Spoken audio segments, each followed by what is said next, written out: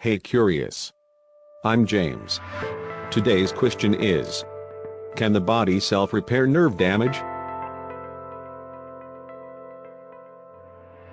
The human body is good at healing itself, but some things can't be fixed.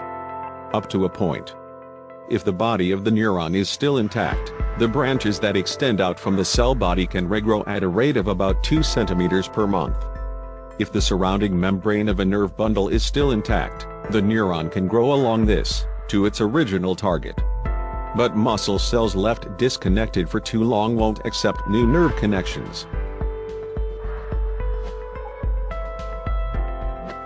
If you love this video, please click the like button. I would like to hear your feedback. Please write your questions or opinion in comments section, and subscribe to my channel.